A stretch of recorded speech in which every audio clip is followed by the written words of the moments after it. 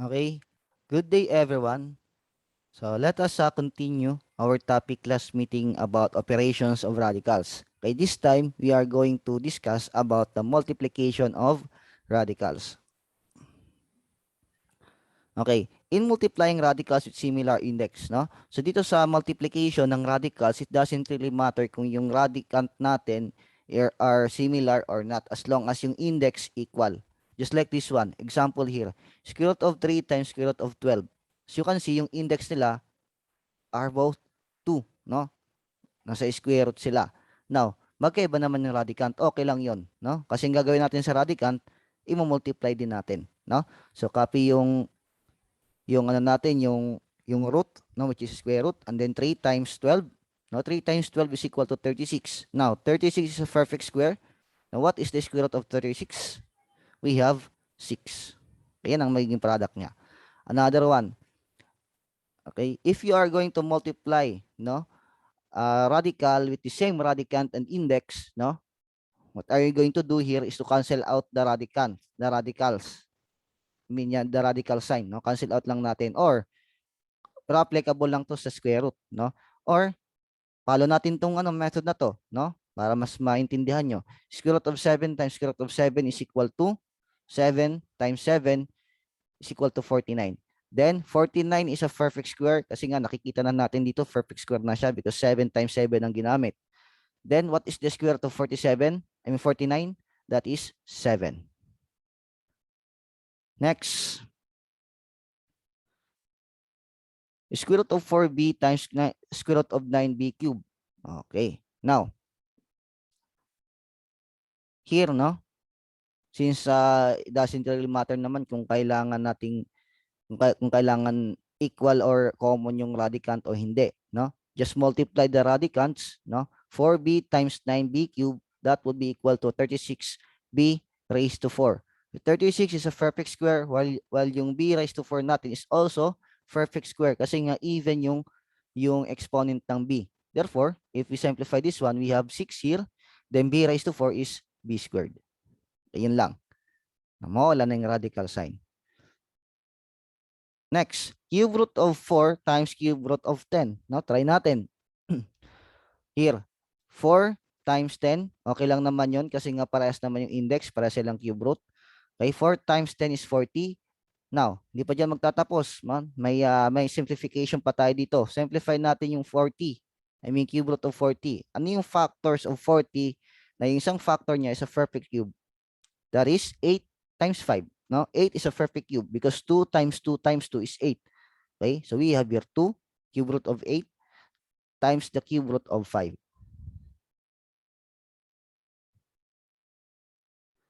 Next, square root of 12x times square root of 9x cubed. Okay. Again, paras pa rin yung index nila. No? I just multiply the radicands. 12x times 9x cubed.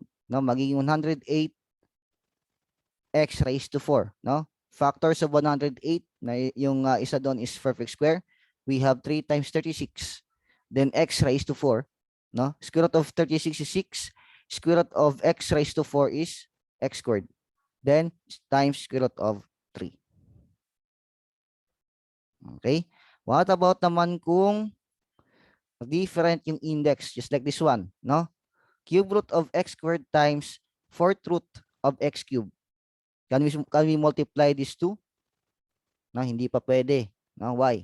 Kasi magkaiba yung index. Sabi ko kanina, okay lang magkaiba yung radicand basta parehas yung index. But this time, magkaiba na yung radicand, magkaiba pa yung index. Okay, what should we do here? First thing to do is to rewrite this radical expression into exponential form. Now, what is the exponential form of cube root of x squared? We have x raised to 2/3. Okay? Yung exponential form na may fraction, yung exponent, no? Then 4th root of x cubed, what is the exponential form? That is x raised to 3/4, no? Kasi 3 yung exponent, 4 yung magiging denominator. So 3/4. Now, as you can see, magkaiba sila. Pero following the laws of exponent, no? Kapag parehas yung base, we just have to add the exponents. No? Paano natin i-add? Parehas fraction sila by following the addition of the similar fractions. Okay? So to add, now we just have to find the LCD of 2/3 and 3/4. Okay, paano hahanapin yung LCD? By looking the LCM of the denominators, no? So 3 we have 3, 6, 9, 12, 15, 18. So 4 we have 4, 8, 12, 16, 20 and 24. Now look for the least common multiple, that is 12, no? So 12, magkakaroon na tayo ng 12 here, no? 12, excuse me. 12 divided by 3 is 4 times 2, we have 8. And 12 divided by 3 is 3 times 3 is 9. So we have 8, 12, and then 9, 12. Ito yung ipapalit natin dito sa exponents ng dalawang x. Magiging x raised to 8 over by 12, yung 2/3, times x raised to 9 over by 12, yung 3/4. Then since parehas na silang 12, no, na denominator, add na lang natin 8, yung numerator, no? 8 plus 9, that is 17 over by 12, okay, as the exponent of x. Now, ibalik natin siya into radical form. No, ibabalik natin siya sa ganitong form. Paano? Magiging 12 root, no, kasi 12 yung denominator, 12 root, yung index natin is 12 na, x raised to 17. Okay, now simplify since mas malaki yung exponent compare kay index. Paano? Pagkalasin natin, no? Yung isa may exponent na 12, yung isa naman may 5 para mag-equal to 17 yung exponent. Okay? Bakit ginawa kong 12? Para ma-cancel out natin o isa sa factor niya makuhaan ng 12 root. Okay? So here, no, 12 root of x, 12, x raised to 12, that is x. Then, times 12 root of x raised to 5. Hindi na natin pwedeng simplify kasi nga mas maliit na si exponent kay index. Okay? So, ito yung magiging product niya. Medyo mahaba. Okay, pag multiplication. Another one. Square root of 2x times cube root of 4x squared. Okay? Check ko lang kung naka-record pa ako. Okay. O, ganun pa rin, no? Magkaiba yung index. What should we do? Write these two radical expressions into exponential form with fractional exponents. Okay? So sa 2x, meron tayong 2x raised to 1/2. Dapat enclosed in parenthesis yan kasi nga dalawa na sila. Times the, okay, pwede, 2x raised to 2/3. Na bakit naging 2x to, sir? Oh, yung 4. Yung 4 yan, galing yan sa 4. Bagay yung 4, transform natin into exponential form, maging 2 raised to 2. So we have here 2x raised to 2/3. Now, magkaiba yung denominator ng fractions ng exponents nila. Get the LCD. Okay, okay. So wag mo na, no, wag mo na natin kunin. Isa-isahin muna natin, no? 1/2 dito sa 2, no? We have 2 raised to 1/2, x raised to 1/2, no? Isa-isa natin, dinistribute natin 1/2 sa 2 and x. The same story dito. We have 2 raised to 2/3, x raised to 2/3. Now, here, magiging 2 raised to 3/6 no, by getting the LCD. What is the LCD of 1/2 and 2/3? That is 6. No? So we have 6 divided by 2 is 3. Is 3 times 1 is 3. Okay? The same story dito. X raised to 3/6 times 2. Okay? Then, since yung LCD natin 6, no? 6 divided by 3 is 2 times 2, we have 4 over by 6. X raised to 4 over by 6. Okay? Pare-parehas na sila ng denominator. Then, balikan natin to. 6 root of 2 cube times 6 root of x cube times 6 root of 2 raised to 4 times 6 root of x raised to 4. Okay? Pare-parehas na yung index, pwede natin i-multiply. We have here 8 times 6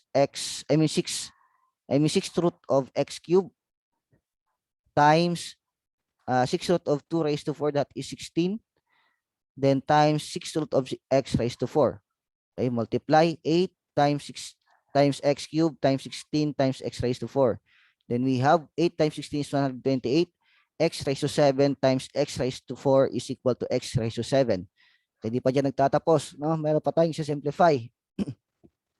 Factors of 128, excuse me, na kung saan yung isang factor niya, no, is yes, may 6 root, no, or ginamit siya sa yes, multiply yung number na yon 6 times by itself. So anong factor yon?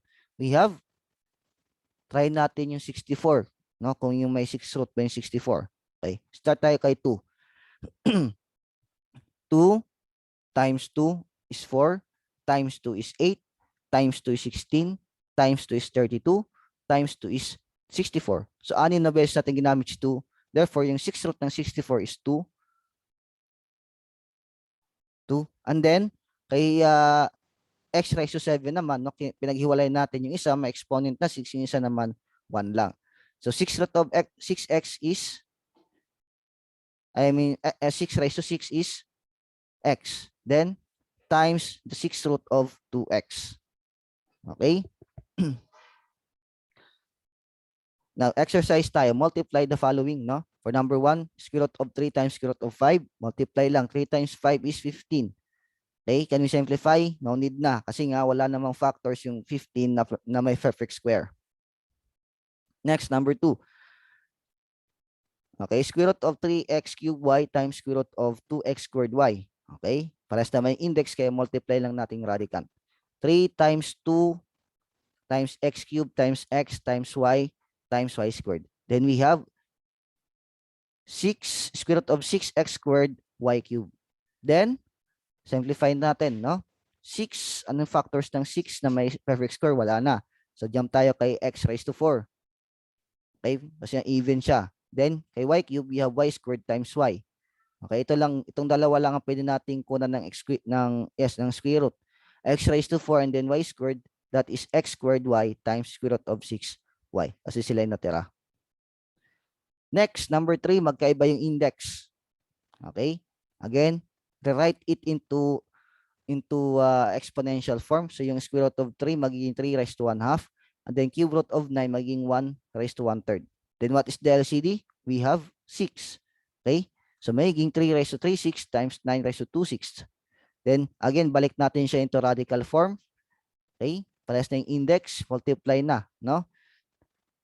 3 cube is 27, 9 squared is 81. So 27 times 81, that would be equal to 2,187. Now, what is the 6th root of 2,187? Hindi siya perfect, no? So magiging ganito 'yon. 3 raised to 6 times 3. Okay? That would be equal to 3 times the 6th root of 3. So try lang nyo sa to, no? 3 times 3 times 3 times 3 times 3 times 3. Bang 7 to. Okay? So sinortcut ko na lang. Anyway, papakita ko sa inyo. Sige nga. I-end ko muna to. Calculator. Para mag-gets nyo. Okay, ito yan, no? 3 times 3. Ito yung sinusolve ko, 3 raised to 6. Times 3. Pangatlo na yan. 4, 5, 6. That is, oh my goodness. Kalang ha. Ayusin ko lang. Nag-double click. 3 times 3 times 3. 4, 5, 6. Yan. 729. Times 3 pa ulit. We have 2,187. So 3 raised to 7 siya. Okay? Then hanggang 6 root lang tayo. Kaya yung sinimplify lang natin is yung 3 raised to 6. Naiwan yung 3 pa rin sa loob.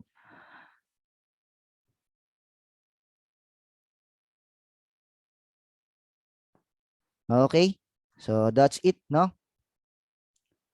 Thank you for listening. And again, do not forget to answer your exercises. Okay? So that's all. Goodbye and God bless.